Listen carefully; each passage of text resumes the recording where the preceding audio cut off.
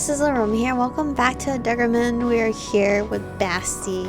If I would trust anyone, it would definitely be him because he's been to himself. Him and Mark to themselves. But they were not contenders for me to go after, I'm pretty sure. So that's kind of depressing because I would have gone for both of them. Feeling tears welling in my eyes, I cover my face with a pillow. We're the only ones who can protect you now. No matter how bad we may seem, you'd be even worse off without us. Alright, the Altons. Okay, so you've intimidated me with them, and considering how you've already deceived me once, perhaps you haven't told me everything there is to know about them. Yes, we need your strength. I must confess that I was among those who believed it right to keep this unsightly fact from you. Still, I would have told you later, after we had formed a normal relationship built on trust. A trusting relationship, founded on lies? A temporary concealment of part of the truth. To be friends with you, that's all I wanted. We want that too. Yeah. Look at it from our perspective. If we had told you this when we first met you, you would have been invariably turned off. Oh, I see how it is. You wanted to use me as quickly as possible without any setbacks. Just admit it already. Thinking a bit out of the box, friendship is somewhat like shopping. You wanted to be our friend, did you not? Damn it, Sebastian, you're awful. Having already pulled myself together more or less, I end up feeling really sad. Okay, why don't we have some tea? Then you're going to tell me what's going on here, and I'll decide what I should do with you. This, my girl's having like a lot of mood swings out here. We headed to the kitchen and I realized that I'm to be the hostess of the moment. I'm to be the hostess of the moment. What? Basti plops heavily down into a chair. Well, I did invite him for tea, didn't I? Finding an entire shelf full of tea in the cabinet, I turned to Basti in confusion. What kind do you want? Nothing strong. I prepared the leaves and placed a kettle on the table. You're not letting me go, are you? We don't want to see you die, but please don't think of this as a prison sentence or anything. What else would it be? I can't even step out onto the street. With our company, it won't be a problem. So I had to live like this for the rest of my life? Until you master your quasi powers. If there even is such a thing. There is, but how you handle them is up to you. Do I have to live in the guest room? What about my cats? And my mom? And the university? As the thoughts began to flood through my mind, I abruptly turned away from Basti and had to hide unbidden tears. He patiently waits for me to calm down before continuing.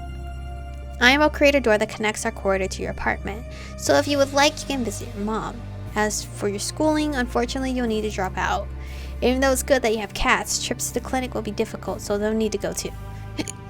Alright, Mom, can you take care of my cats? School, sudden leave. I guess I'll have to finish my degree some other time. Wonderful, just wonderful. So I can leave my room to see my mother. Won't I be attacked when I do? I will also extend our rapid response zone to your entire apartment. Now my apartment will be under your jurisdiction. This is just getting better and better. And here I thought talking to Basti would lead to something useful, constructive. I mean, he is giving you useful information.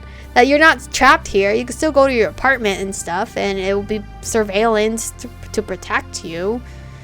I mean, you have no privacy, but at least you can still go to your apartment for no reason, though, because you gotta go get those cats out of the way. Things continue to get worse with every word that comes from its mouth.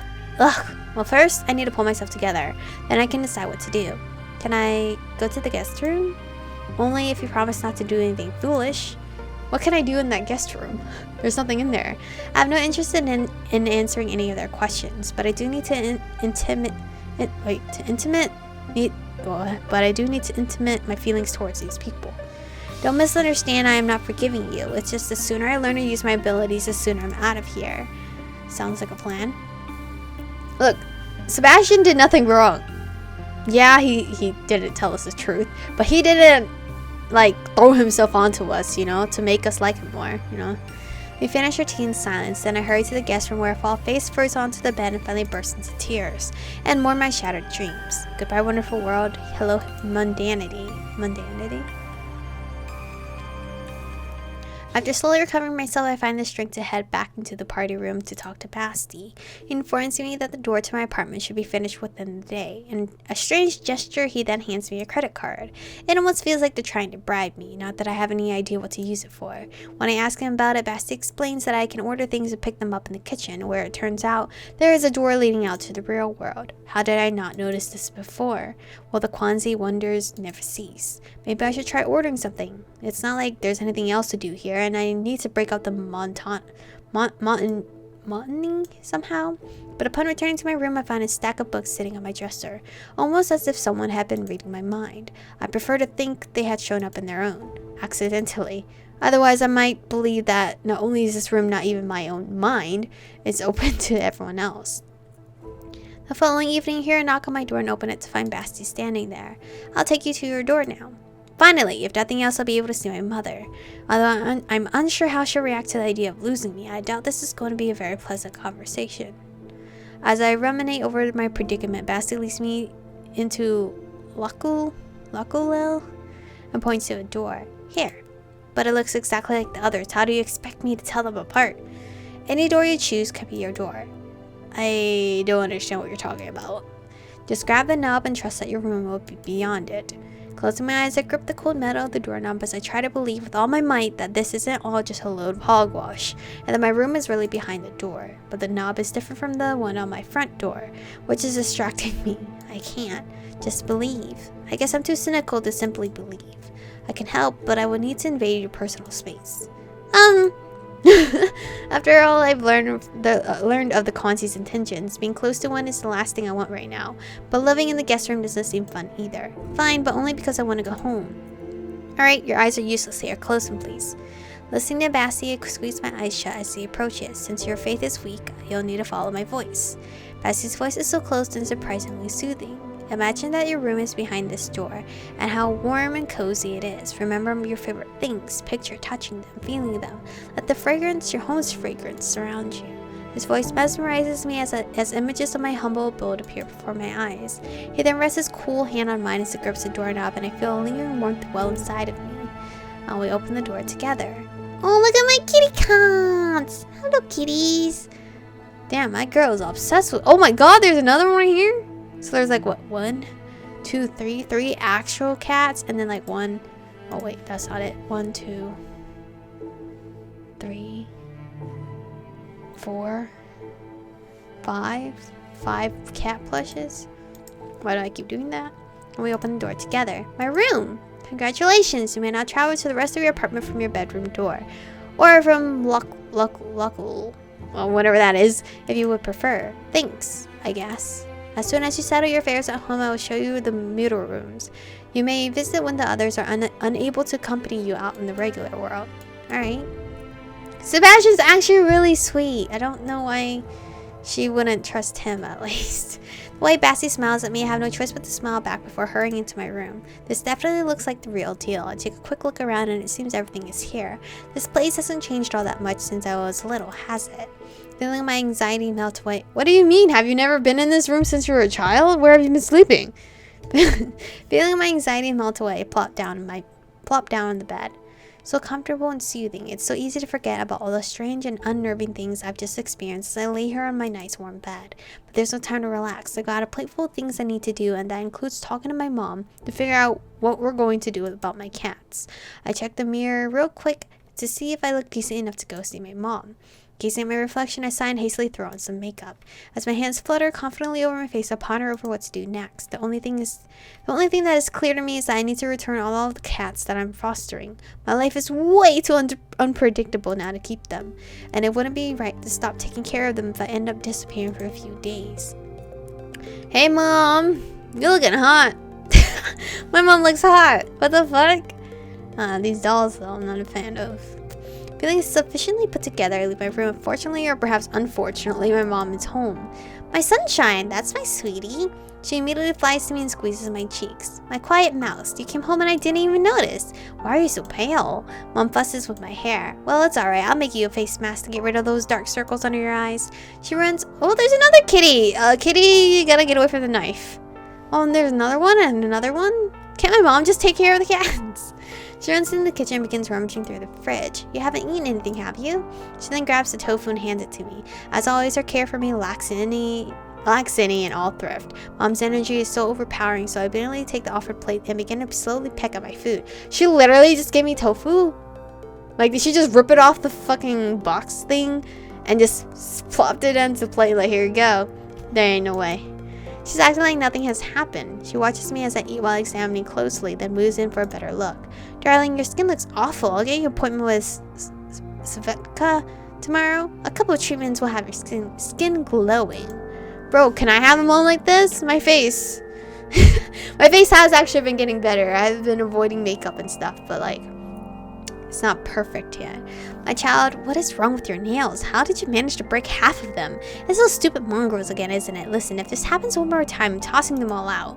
How can you let yourself go like this? Well, fine. Tomorrow, right after school, I'm scheduling you a manicure. We'll give you red claws. You'll be a single-colored kitty. Okay, you're describing me as a kitty, but you don't like the kitties here. Still, things feel off with her. It's a bit uncanny. Mom is acting way too calm for a woman whose daughter has been missing for a couple of days. I can't ask her directly, though. I'd likely expose myself, so I have to ease myself into the topic. Got held up at work, huh?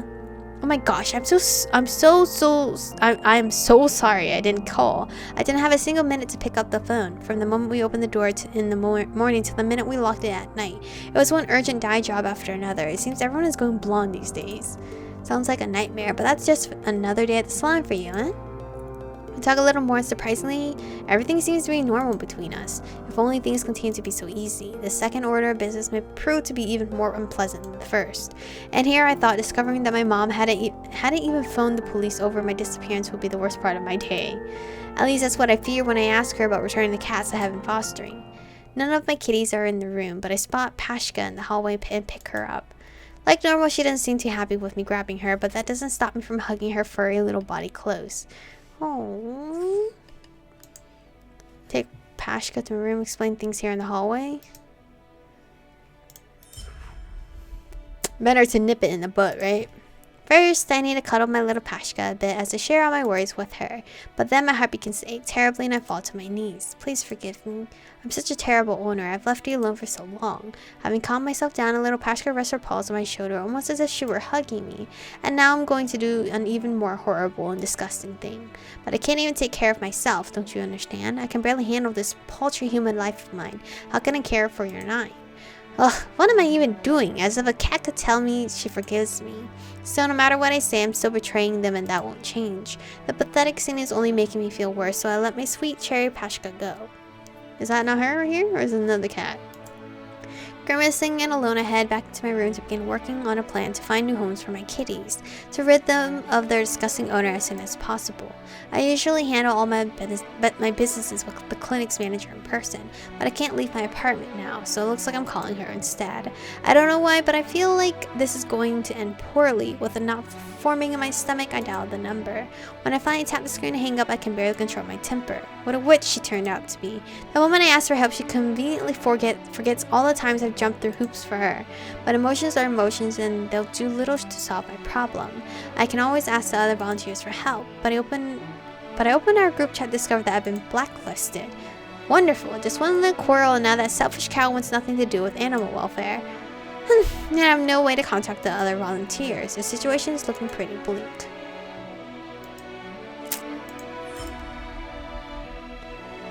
Ask a Kwanzi for help. Mom's not gonna help. The situation is so dire that I'm now forced to ask the very last people I want help from. Although, which of them wouldn't even be willing? Mark! Mark has a teleporter! We could just teleport things! Let's go. Let's go. Oh, and Mark loves cats! Right? Remember? Because Rio or whoever said he'll send him a cat gift. Mark is the obvious choice. A risky choice. I had only seen the guy once, and he didn't seem too friendly. The others at least pretended to be nice, but he didn't seem interested at all. Which is the perfect choice, because he doesn't care about you. Where might I find my chosen candidate? I really have no idea. Thankfully, the options are few. The party room, Ein's office, Luckle, and the guest room. Let's start with the first. Despite some navigational difficulties, I successfully find my way there, and find Basti alone, so I quietly approach him. I'm sorry, but could you wake up? Yes, of course. Aw. I feel like he has to sleep to gain his powers, like Nezuko. Bassioff opens his eyes and gazes at me with a slightly drowsy expression. Good morning? Evening? You know what I mean. Yes, hi, do you need something? I need someone to escort me somewhere. Can you tell me how to find Mark? Unfortunately, he's busy. Is there anything else I can do to help? If you could, I tried solving a problem of mine without leaving the house, but that's proving to be quite impossible. I'm sorry to be bothering you with this, but it's no bother. You can always ask for help whenever you need it, or even when you don't. Perhaps even when you'd like to go for a walk. No walks. Can you accompany me? Would you mind? I'm sorry, but I can't. Although I can ask someone else who is free and wouldn't mind helping. I wonder if Basti ever goes outside. One moment. He can't. He's a vampire. And Basti falls face down onto his pillow again.